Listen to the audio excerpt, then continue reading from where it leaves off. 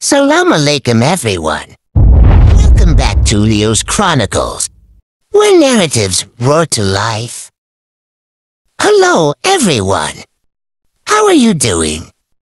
Today we're diving into the intriguing world of Rashidaddin Sinan, portrayed by our favorite actor Baris Bagci in the series Selahaddin Eyyubi.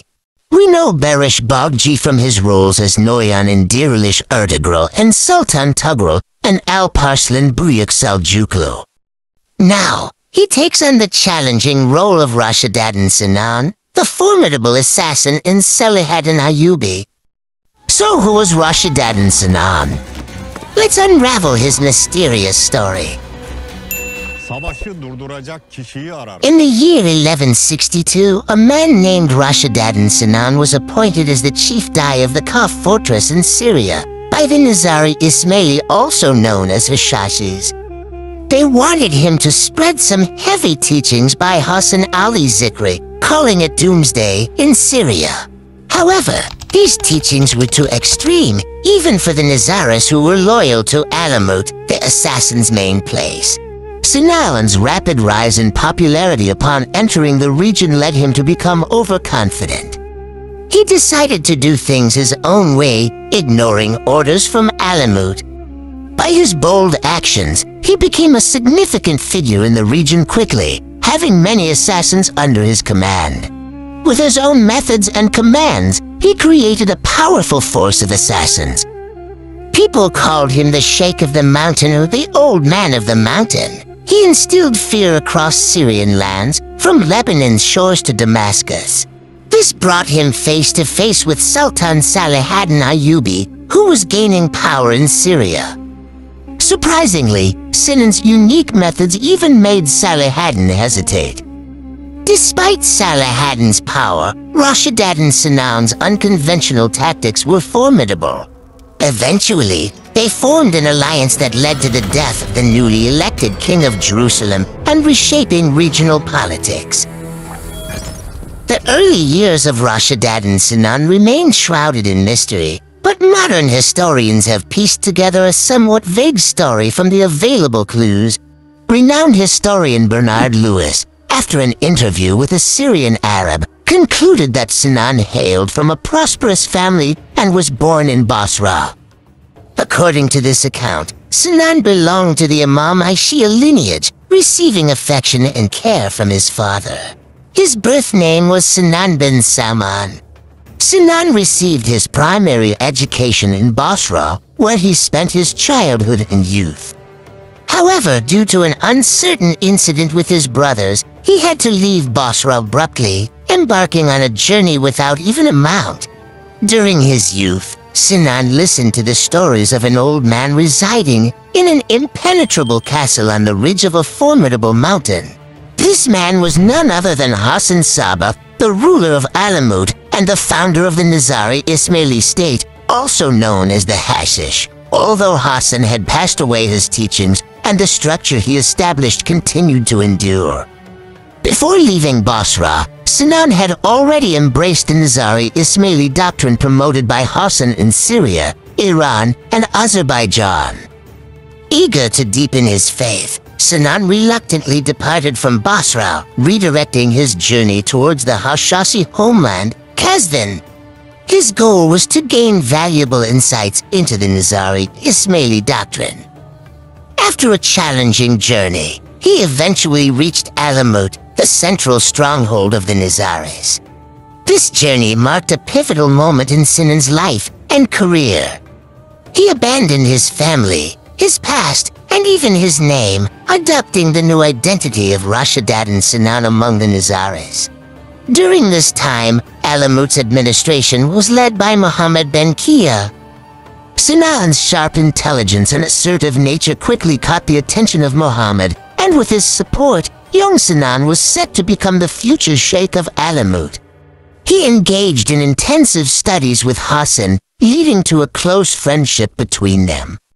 Sinan dedicated himself to Alamut, never leaving the stronghold until Muhammad's sudden death, which became a turning point in his fate.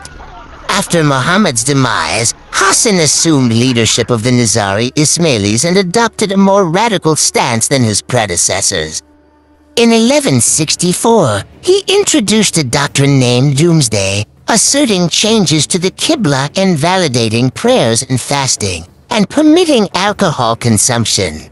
Following this, the Doomsday doctrine spread across Iran and Azerbaijan. Hassan entrusted Sinan, one of his closest allies, with the task of preaching this doctrine in Syria. Reluctantly leaving Alamut, reminiscent of his departure from Basra, Sinan, acting on behalf of Hassan, established connections in Mosul, Raqqa, and Aleppo. His journey led him to the Kaf fortress in Jabalia Bahara, considered the Syrian center by the Nizaris. Conflicts within the Nizaris contributed to Sinan's rise as a political figure in the region. After the ruler of Kaf, Muhammad, passed away, internal turmoil ensued, culminating in Alamut's order appointing Sinan as the ruler of Kaf. However, from this point forward, he embarked on a political path independent of the Nizari Ismailis. Certain accounts propose that this separation occurred during the leadership transition from Hassan to Muhammad, despite others claiming it was during Muhammad's era. In these years, Sinan established a structure reminiscent of the Hashashis in his new abode. However, Hassan's Doomsday doctrine proved too extreme for him. Sinan, no longer adhering to Alamut's orders, fortified castles under his control like Kaf Masyaf and Cadmus. Respected as a prominent Ismaili scholar and statesman among Nizari groups, Sinan's stories quickly transformed into legendary narratives. Syrians referred to him as Sheikh of the Mountain, while Crusaders called him the Old Man of the Mountain. Some viewed him as a hero, attributing miraculous and supernatural qualities to him. Despite these tales, Sinan, driven by ambitions and desires, swiftly gained political influence in the region. While his separation from Hassan was intellectual, the structure he built in Syria aimed to propagate Nizari beliefs. Sources suggest that Alamut aimed to eliminate Sinan, primarily due to his establishment of an independent Nizari state in Syria. After assuming control of Kaf as the center, Sinan bolstered his political network, fostering intricate relations with influential powers like Selahaddin Eyyubi, the Zangi state, and the Crusader county. Securing Ulayt Castle from the Knights Templar marked his initial political triumph, expanding his territory. Frequent visits to his own castles saw Sinan actively resolving issues. Despite strained relations with Nuruddin Mahmud Zangi, a delicate balance was maintained. Furthermore, Sinan extended diplomatic efforts by sending envoys to Amalric, the first king of Jerusalem, in 1173, resulting in diverse commercial and political agreements with the Crusaders. However, the rising influence of Selahaddin in the region disrupted this delicate political equilibrium. Selahaddin's fervent desire to unite the fragmented Sunni Islamic world and lead the jihad against the Crusaders thwarted Sinan's strategies. The determined actions of the young and energetic Selahaddin deeply troubled the Old Man on the mountain. Consequently, numerous operatives stationed in Nizari castles like Kaf, Masyaf, and Cadmus swiftly departed with daggers bearing Selahaddin's name. Sinan supposedly inscribed the names of targeted individuals on these daggers, distributing them to the operatives. Thus, the assigned operative learned their target only upon receiving the dagger. The countdown to carry out Sinan's order commenced. Even if the person named on the dagger resided at the bottom of the sea, the operatives managed to reach them, delivering the dagger to their location. According to historical accounts, Selahaddin faced 2 assassination attempts orchestrated by Sinan's order. During the initial attempt, Sinan was allegedly enticed by Malik al-Saleh, the ruler of the Zandi state, and Selahaddin's regional adversary, offering promises of wealth and territory. This assassination plot was intended to unfold within Selahaddin's camp, but was thwarted by vigilant soldiers. The second attempt occurred as Selahaddin besieged Azaz near Aleppo, yet the Sultan survived the attack with only minor injuries credited to his sturdy armor. Following this, Selahaddin invaded Nizari territories and laid siege to Masyaf, a significant fortress under Sinan's control, aiming to eliminate the Hashashins who posed a continuous challenge. However, Selahaddin's uncle, Shahabuddin Mahmud, believed that fostering amicable relations with the Nizaris would serve regional interests. With diplomatic efforts, Shahabuddin Mahmud convinced Selahaddin to withdraw and even engage in peace talks with Sinan. Consequently, the rapport between Sinan and Selahaddin started to fall. There are rumors suggesting that one of Sinan's bodyguards clandestinely entered Selahaddin's tent, leaving behind a threatening note accompanied by a dagger. According to sources, this encounter unsettled Selahaddin to some extent, as Sinan's bodyguards had approached the Sultan's bed. Nonetheless, this incident faded into oblivion over time. During this period, Sinan and the Crusaders drifted apart. Shahabuddin Mahmud and Selahaddin found justification in this situation, leading them to decide to join forces against the Crusaders.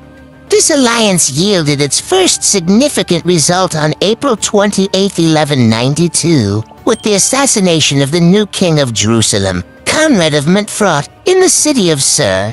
Additionally, during this time frame, the Hashashins killed Shahabuddin al-Ajami, the vizier of the Zangi ruler Malik Saleh, at the exit of the Great Mosque of Aleppo. Consequently, Selahaddin seized the opportunity to eliminate the key adversaries in the region. However, some contemporary historians cast doubt on the existence of this alliance. Despite this, Ibn al-Athir, a prominent Islamic historian of the period, provides crucial evidence supporting the collaboration between Selahaddin and Sinan. Nevertheless, if this alliance did occur, it proved short-lived. Selahaddin passed away on March 4, 1193, and in the same year, Sinan also died, succeeded by Abu Mansur Muhammad.